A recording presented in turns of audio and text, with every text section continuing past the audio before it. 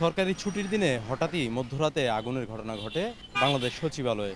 সে আগুন ৭ নম্বর ভবনের ৬ তলায় সূত্রপাত হলেও মুহূর্তেই কিন্তু সেটি ছড়িয়ে পড়ে ভবনটির ৭, ৮ এবং ৯ নম্বর ফ্লোরে।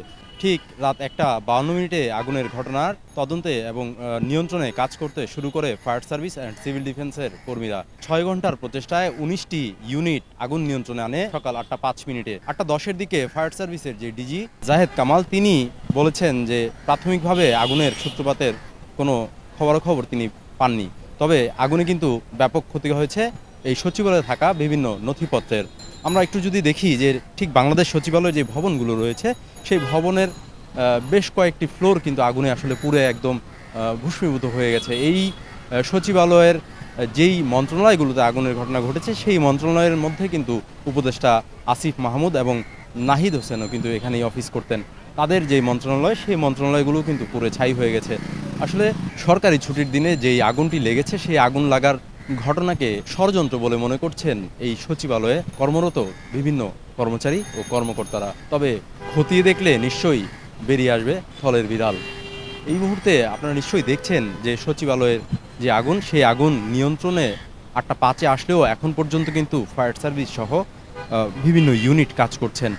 রাতের যেই আগুনের ঘটনা ঘটে সেই আগুনের ঘটনায় ফায়ার সার্ভিসের পাশাপাশি বাংলাদেশ পুলিশ, বাংলাদেশ সেনাবাহিনী এবং পরবর্তীতে বিডিআর এসে সহযোগিতা করেন আগুন নিয়ন্ত্রণে। কিন্তু এই আগুন প্রায় ৬ ঘন্টাও নিয়ন্ত্রণে আসলেও এর মাঝে ক্ষতি হয়েছে বিভিন্ন সরকারি নথিপত্রের।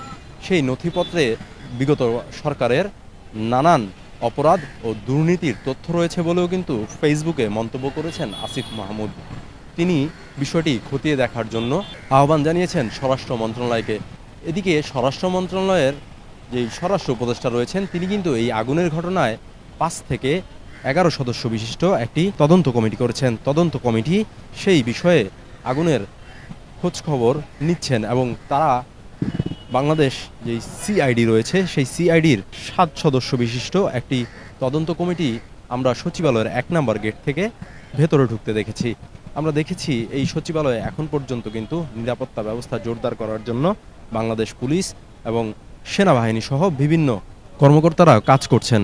আমরা এখনও কিন্তু দেখছি যে ফায়ার সার্ভিস কিন্তু এখনও এই সচিবালয় ছেড়ে যাননি, তারা এখনও কাজ করছেন। ঠিক সচিবালয়ের সামনে এই মুহূর্তে কিন্তু একটি ফায়ার সার্ভিস অ্যান্ড সিভিল ডিফেন্সের যেই গাড়ি সেই গাড়ি কিন্তু এখনও প্রবেশের চেষ্টা করছেন। সচিবালয়ের ১ নম্বর গেটে এখনও পুলিশ সদস্যরা মোতায়েন রয়েছে এবং এই যে সড়কটি সচিবালয় সড়ক সেই সড়কের যান চলাচল কিন্তু কিছুটা নিয়ন্ত্রণে এনেছে প্রশাসনিক কর্মকর্তারা। আমরা দেখছি যে এই সচিবালয়ের যে ভবনগুলো পড়েছে তার মধ্যে কিন্তু বেশ কয়েকটি মন্ত্রণালয় রয়েছে। আমরা দেখেছি এই সচিবালয়ের বিভিন্ন মন্ত্রণালয়গুলো পুড়ে যাওয়ার খবর। আমরা যেমনটি জেনেছি যে বাংলাদেশ সড়ক ও সেতু বিভাগ মন্ত্রণালয় সহ পল্লী উন্নয়ন ও সমবায় মন্ত্রণালয়, স্থানীয় সরকার মন্ত্রণালয় সহ বেশ কয়েকটি গুরুত্বপূর্ণ মন্ত্রণালয়ের নথিপত্র কিন্তু পুড়ে গিয়েছে। এছাড়া এই আগুনের ঘটনায় কিন্তু সচিবালয়ের ভেতরে কোনো হতাহতের খবর পাইনি। তবে সচিবালয়ের বাইরে আগুন নিয়ন্ত্রণের কর্মরত একজন ফায়ার ফাইটার কিন্তু নিহত হয়েছেন। এছাড়া আমরা যেমনটি শুনছি এই আগুনের ঘটনায়, আগুন নিয়ন্ত্রণের ঘটনায় যে তদন্ত কমিটি রয়েছে তারা কিন্তু দ্রুততার সাথে এবং স্বচ্ছতার সাথে আগুন নিয়ন্ত্রণে কাজ করার চেষ্টা করছেন। আমি এই যে মুহূর্তে এখানে দাঁড়িয়ে আছি ঠিক সচিবালয়ের সামনে, এই সচিবালয়ের সামনের আগুনের খবরাখবর জানাচ্ছিলাম। আপনাদের দর্শককে কোথা থেকে দেখছেন চাইলে কমেন্ট ও শেয়ারের মাধ্যমে জানিয়ে দিতে পারেন। সচিবালয়ের আগুনের সর্বশেষ ছিল আমার কাছে।